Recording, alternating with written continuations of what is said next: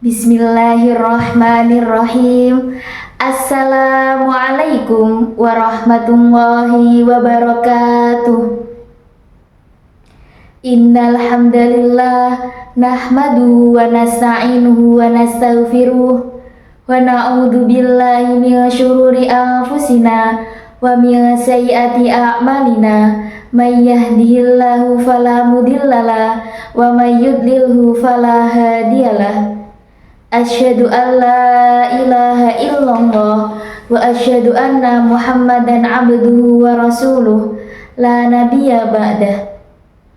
Pertama-tama, marilah kita panjatkan puja dan puji syukur kehadirat Allah Subhanahu wa Ta'ala yang telah membawa kita dari zaman jahiliyah menuju zaman yang terang benderang, yakni ad-dinul Islam. Kedua kalinya, sholawat serta salam semoga tetap tercurah limpahkan kepada baginda kita Nabi Agung Muhammad Sallallahu Alaihi Wasallam yang kita nantikan syafaatnya min yaumina hadza ila yaumil qiyamah. Amin amin amin ya rabbal alamin. Sahabat kiswah yang dirahmati oleh Allah, tidak terasa kita telah melewati 29 hari penuh dengan ibadah, dengan puasa, dengan sholat, dengan bersedekah, dan dengan berbagai kegiatan keagamaan lainnya.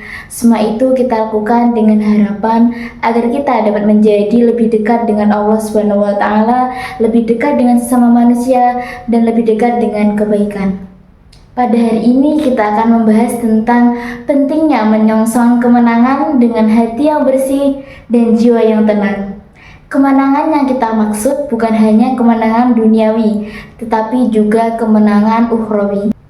Di dalam Al-Quran surat Al-Ankabut ayat 69, Allah berfirman, "Dan orang-orang yang berjihad untuk mencari keridhaan kami, benar-benar akan kami tunjukkan kepada mereka jalan-jalan kami, dan sesungguhnya Allah benar-benar beserta orang-orang yang berbuat baik." Ayat tersebut menunjukkan bahwa kemenangan hanya dapat diraih oleh orang-orang yang berjihad untuk mencari keridhaan Allah.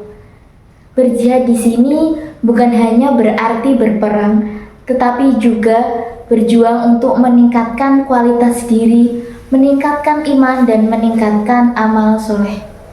Namun, untuk dapat meraih kemenangan, kita harus memiliki hati yang bersih dan jiwa yang tenang.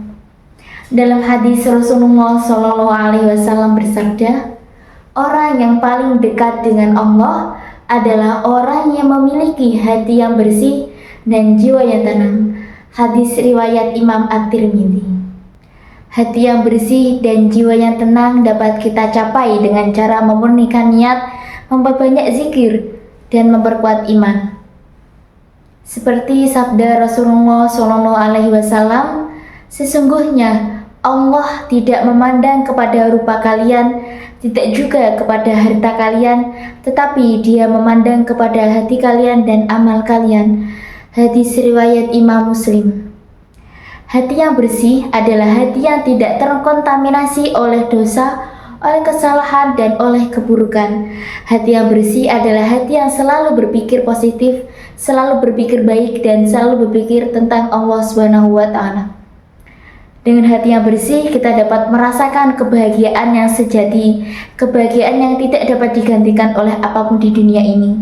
Kita dapat merasakan kebahagiaan yang datang dari dalam, kebahagiaan yang datang dari hati yang bersih dan jiwa yang tenang. Jiwa yang tenang adalah jiwa yang tidak terganggu oleh kekhawatiran, oleh kecemasan, dan oleh kebingungan.